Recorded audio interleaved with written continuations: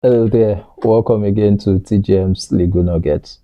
So today, quickly, we want to talk about an issue that concerns virtually everyone in society, and that's landlord tenant matters in Nigeria. So during the course of my legal nuggets out there, lots of persons have been like asking questions with respect to landlord and tenancy matters and how to navigate their way, about this sensitive topic, because like it or not, you are either a tenant or a landlord, and one way or the other, the law rubs off on you as either a landlord or a tenant. So quickly, I'm going to take a look at some of the questions that have been asked. So I've actually fine-tuned most of the questions and then build it up logically so that you would have a better grasp of landlord tenancy laws and the requirements in Nigeria. So now the first question that I've actually set up here is, who is a tenant and who is a landlord under Nigerian law? Then the question goes on to say, does payment of rent always determine tenancy? Right? So first, let us start off with who a tenant is. A tenant is a person who lawfully or legally occupies a premises with the consent of the person who is entitled to receive rent from that premises, right? So the consent now could be expressed. That means it could be on black and white, written in paper, right? Then it could also be implied. By implication, we mean that not expressly written, but from the conducts of the people, the two parties involved, you can infer or you can imply that a tenancy arrangement actually exists between both persons. So from these, we can simply draw, who a landlord is. A landlord is a person who is legally entitled to receive rent from a premises, right?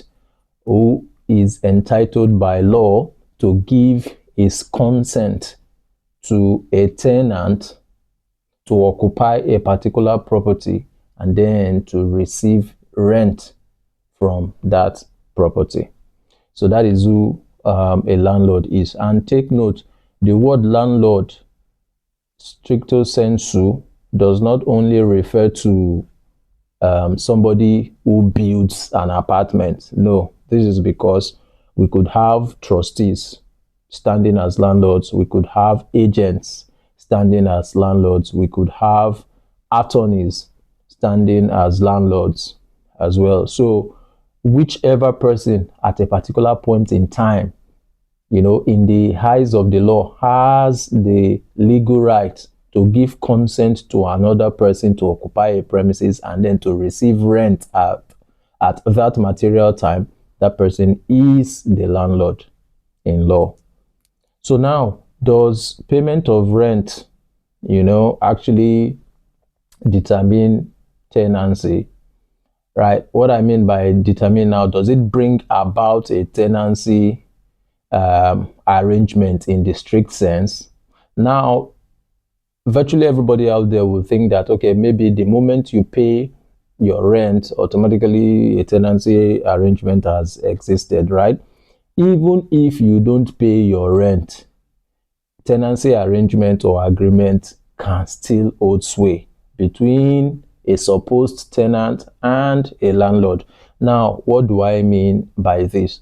Now, we've seen instances where somebody stays in an apartment for, say, 1 year or 2 years, right? And then the person, for that first 1 year, for the first period of the 1 year and of the second year, the person paid as and when due, right? Paid his rent, was given the premises with the consent of the landlord and all that. Now, unfortunately, however, the tenant is unable to pay for the third year.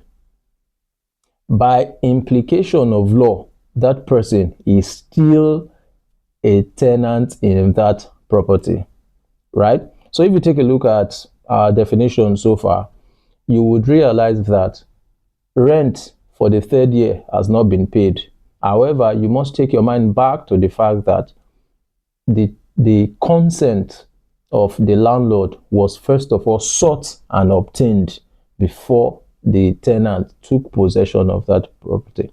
So insofar as that consent persists, the landlord cannot use self-help to evict the tenant out of that property. Now, there's a process in law, and the landlord necessarily has to make use of that process.